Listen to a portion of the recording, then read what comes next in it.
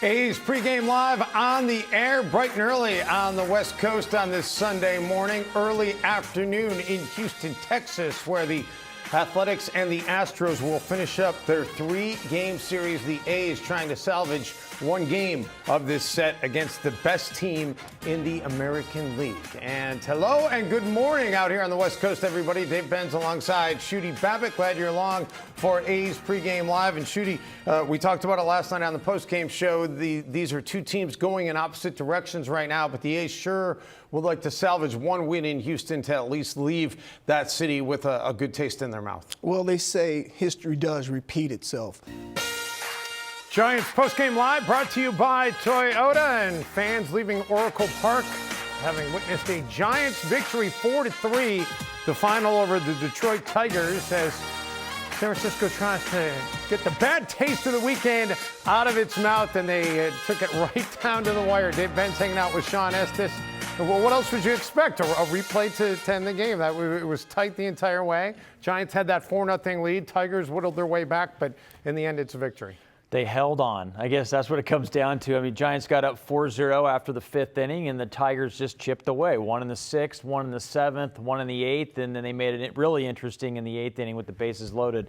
But Camilo Doval, he keeps maturing right before our eyes, did a great job of coming in with the bases loaded, no room for error, and gets the big strikeout, and then gets a 4-out save, and they get the double play. He has a walk in the ninth inning to Grossman, which you never want to do, especially since they've actually want him to speed up a little bit with in the stretch, and made the pitch he had to. They got the double play, big win for the Giants. Well, let's take you back out to Oracle Park. Mike Yastrzemski joining us now, and Mike, what a big win for your team. I mean, a lot of people were talking about that series against the Reds, and you guys maybe let a series against an opponent that's been struggling this year get away. This one has to feel good to kind of right the ship.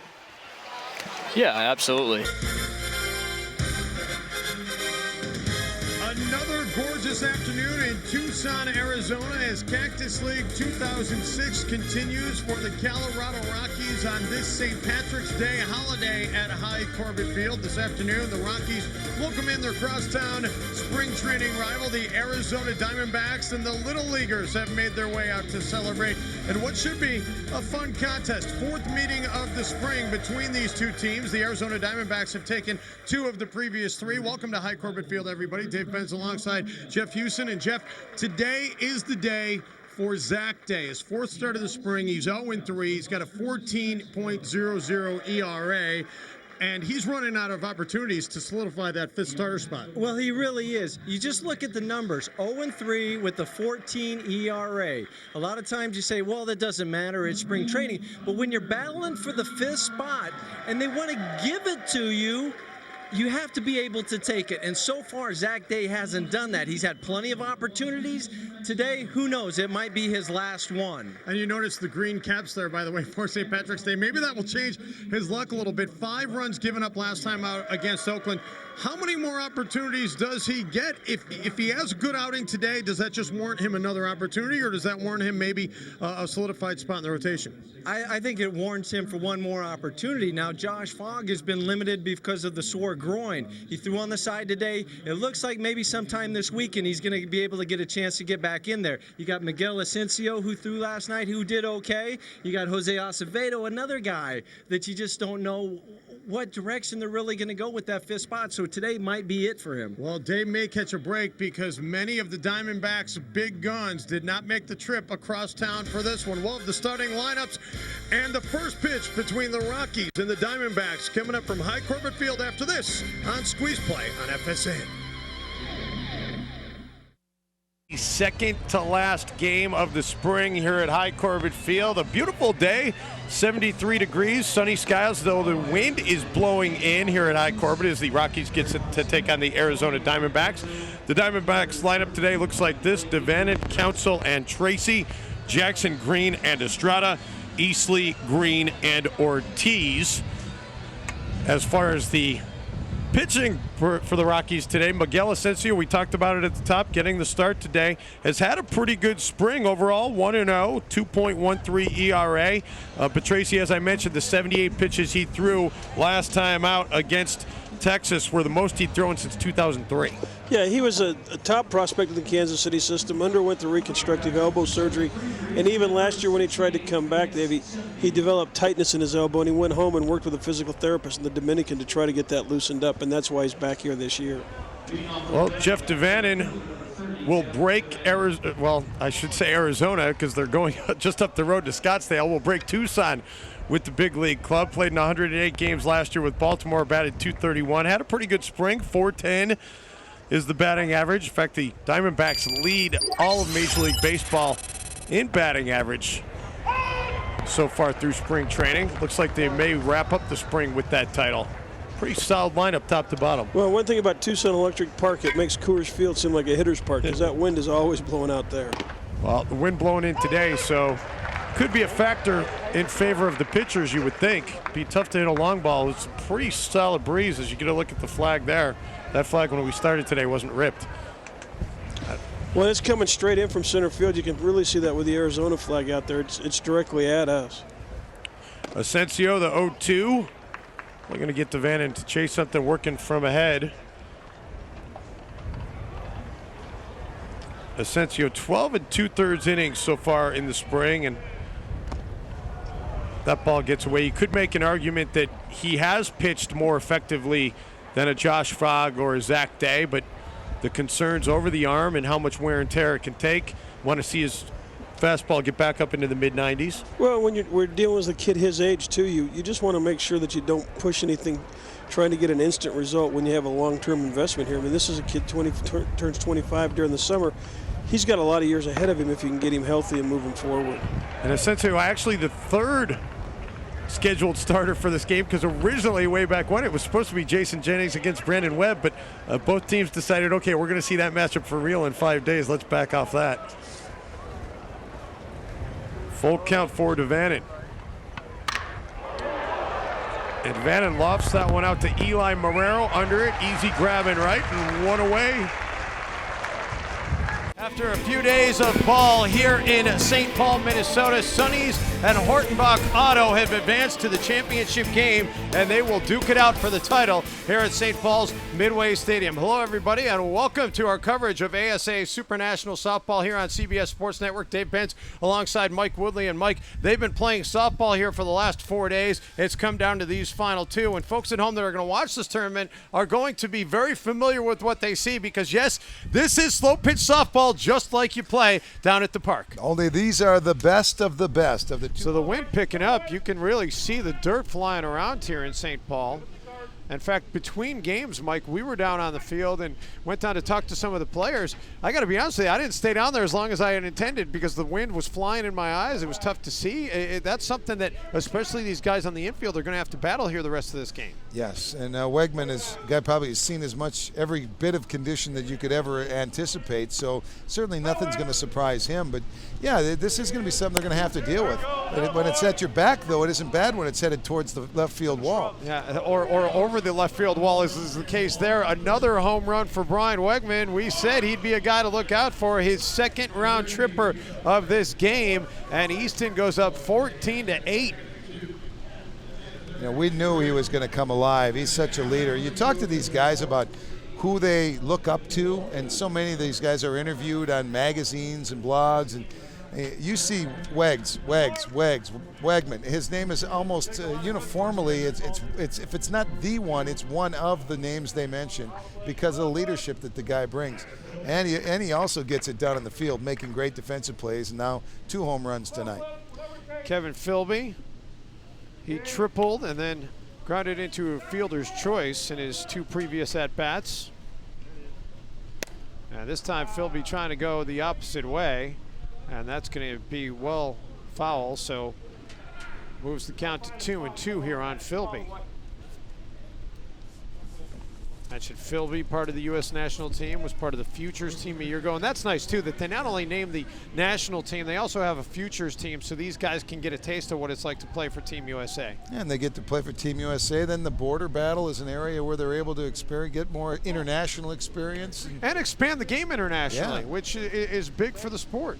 That's the other thing. The border battles meant a lot to a lot of these players, especially in the northern states. And a solid knock there by Philby. And look at him run. The big fella going into second. It slides in for the double. Proper technique on the slide, too. Now, these guys, they love playing the game. And they have an opportunity, some of these big guys, to get out there and maybe go for an extra base or make a big defensive play. Certainly their teammates love to see the bigger guys doing things that they normally think the little guys would only be doing. How about these numbers for Philby? In 1,235 USSSA games, which that's a staggering number to begin with, 1,389 home runs, 1,123 RBI. The guy is just a beast. Kirby, meantime, comes up with another base knock. And he is now 2 for 3 on the night. Check that, he's actually 2 for 2 because sacrifice fly in the first inning with an RBI. So Kirby's having a nice night as well. The Amateur Softball Association, the ASA, which this tournament is sanctioned by, headquarters in Oklahoma City. I encourage anybody, if you're into softball, you play the game, you love the game, you're part of it, go to that Hall of Fame and museum. The sights, the sounds, the old uniforms, the history, it's absolutely unbelievable. Brett Helmer hits one into the wind, and that is going to be over the head out there of Westy Giel. And going to bring in a run. Helmer will hold up at first, to Kirby advancing over to third. Single off the wall. It can happen really in any game, but these guys, it made sense because it advanced the runner. And Helmer being smart, too, rather than taking any chance at second, make sure that his teammate gets to third base. Well, not only that, but with nobody out, and the team hitting as well as it has been, why risk any injury trying to go in for an extra base? Just out of the outstretched of the glove for Helmer, so he's able to get the big knock.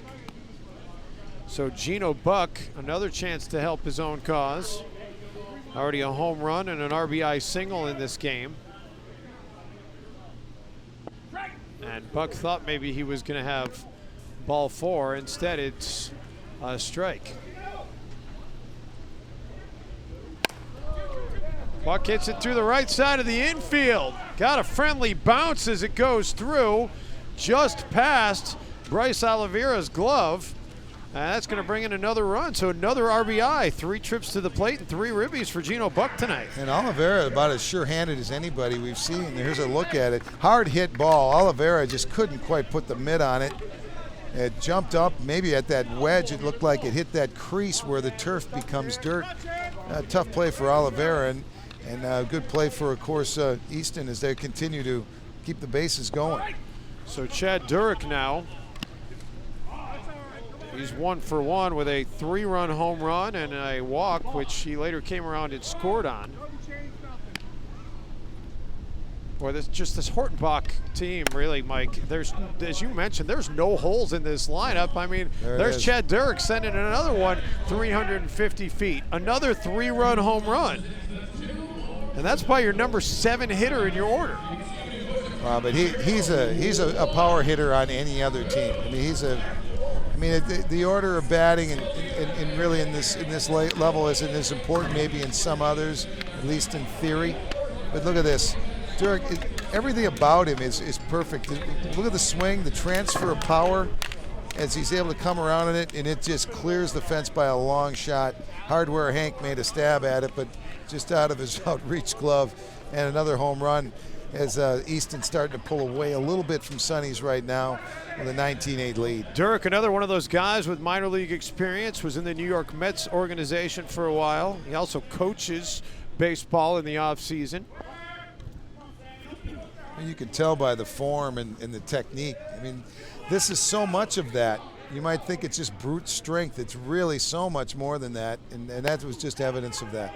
Sam Lopez and Westy Giel able to come in and make the sliding catch. So finally an out for Hortonbach Auto here in the 3rd inning. Giel, nice right fielder, playing that very well, going down to get it.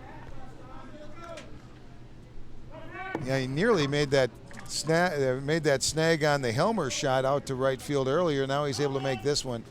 Certainly, you have to have talented outfielders at this level, and we're seeing some of the best, or certainly the best in the nation here tonight. So 19-8 with Rainwater at the plate, and he sends it into the right field corner. That's going to be extra bases. Rainwater will pull up into second and stop there. A stand-up double for Rainwater. And had this been a close game, you get the feeling Rainwater might have been able to hustle to third, but obviously would have been a play there. So you've got a sizable lead. Why not pull into second? This tournament is one that has not been around for a decade. In fact, this is a unique tournament. The Amateur Softball Association at this level with the Super Nationals, the best players on anywhere in the country can join in and get on a team and come here. We saw 8 of the best come here to St. Paul. And Reyna, who homered in his last at bat, gave that one a ride. And look at the hustle here, coming in from second base and trying to tag 2 bases and throwing out his Rainwater. Got a little bit greedy. He tried to tag home all the way from second base. When's the last time you've seen that? Yeah, but what a nice play. I mean, yeah, certainly it was a gutsy base path run, but perfect execution in the field. Perfect relay, perfect throw to home. They get the out. We got a good one going here in St. Paul.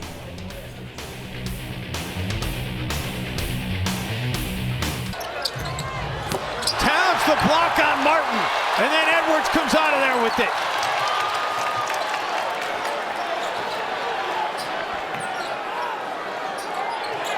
Ant off the feed, and Anthony Edwards showing that ants can kill. They're going to call the foul on Anthony Edwards. Wow. Wow, nobody in this building can believe it. That is ridiculous. Anthony Edwards just absolutely destroyed Gabe Vincent on that play. How? Oh my goodness. That was nasty. This crowd is energized. And Bam never left the lane. I mean, I don't know how you don't call that 3 seconds. I need to see that dunk again. I need to see how long Bam Adebayo was in the paint. There's a lot of things we need to see. I still don't know how that got called against Edwards. Towns gets stripped that time. Vincent dumps it off for Adebayo, and they're going to call the offensive foul as Torian Prince gave up the body.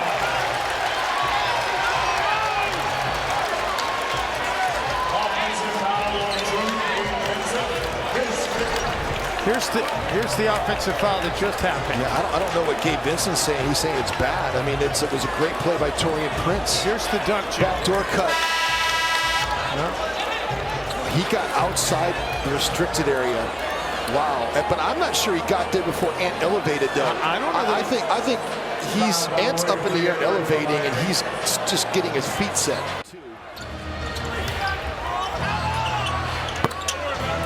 The long 2 there by Crowder. Boss Man 99, they like to call him in Phoenix.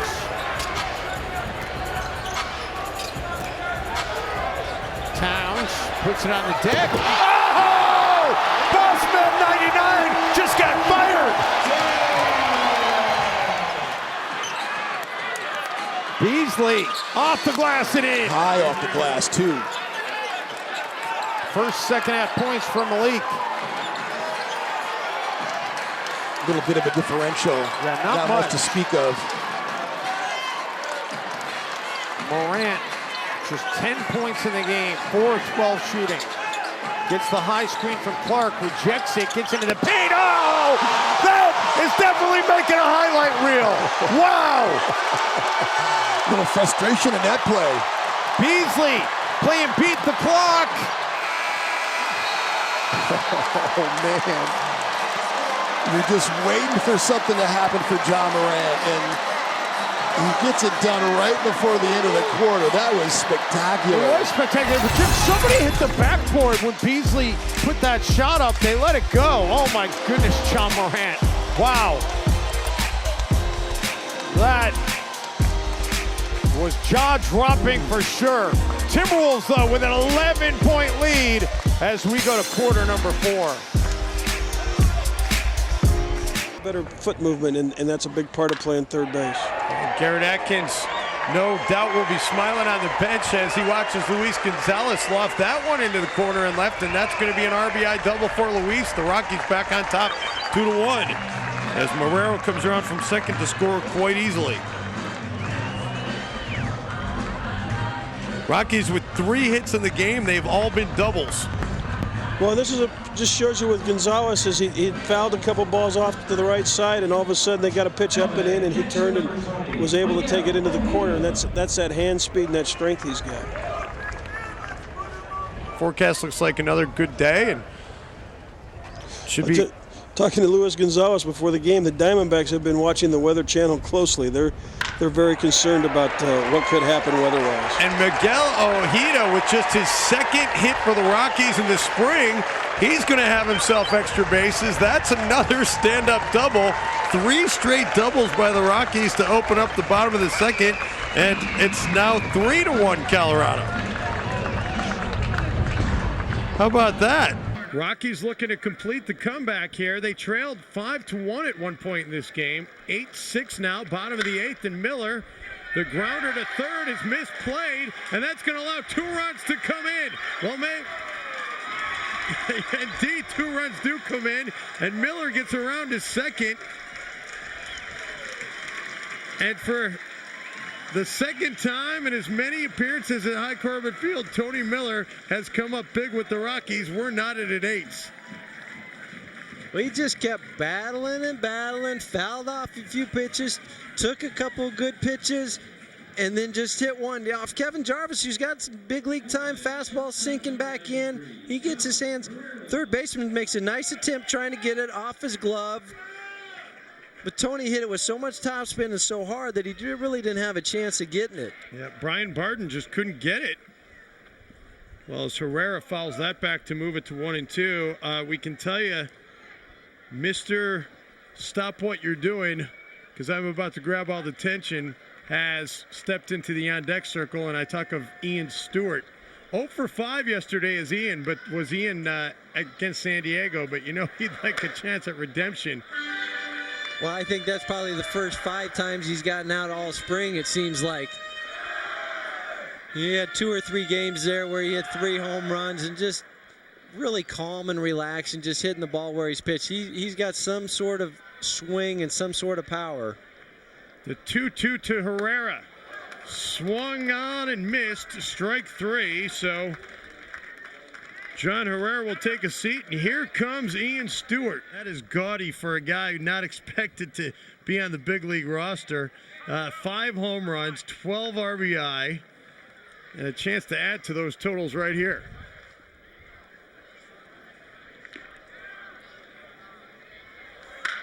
The 2-1 by Stewart, driven into the cap in left center, and has he done it again? Indeed he has. Ian Stewart, another RBI, this one to put the Rockies ahead 9-8.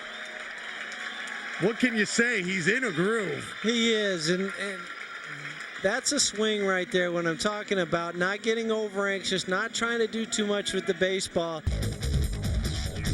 Welcome back to High Corbett Field, your FSN Live Chevy postgame report. Not a happy result for the Rockies today as they fall to the Diamondbacks 12-9. The Colorado Rockies started the day hoping Zach Day could solidify the 5th and final starting spot in the rotation, but it didn't happen. No, it didn't, and unfortunately there's more questions than answers right now for that 5th spot. Zach Day just didn't really have anything today. He got a few ground ball outs, but he was behind in the count more than he wanted to be, and just really didn't have the sort of effort that he would have liked to today. As you might imagine, Day's day was the topic of conversation for Clint Hurdle just moments ago. First game report from High Corbett Field. The Rockies fall to 6-12 all-time on St. Patrick's Day. In fact, they have lost 3 straight now on St. Patrick's Day, despite wearing the green hats. Maybe time to ditch the idea. Jeff Houston, as you look for some positives in this game, The young kids fought back, actually retook the lead in the bottom of the 8th inning. Jose Mesa pitched a nice 1-2-3 inning, but really the guy that stands out continues to be Ian Stewart. Well, and he stood out all spring. That's the thing about this kid. He's just done everything that the Rockies could ask for. He had a big hit today, a double into the gap to put the winning run across the plate at the time. But I tell you what, this kid has a bright future. And perhaps the most impressive thing about Stewart today, 0 for 5 yesterday on a road trip. They didn't get back until 1:30 in the morning, and still able to come out and pinch hit and come up with the big clutch hit. Well, and that's the thing about it. He had his parents in the stands. That's the second time they've been there. They're just happy to see their son doing so well, and so far he hasn't disappointed. Well, tomorrow afternoon, the Rockies will take on the Los Angeles Angels of Anaheim. 1 o'clock start, 12:30 pregame show here on FSN Rocky Mountain. A full telecast. We'll see you then. That's it for Rockies Squeeze Play here on FSN Rocky Mountain.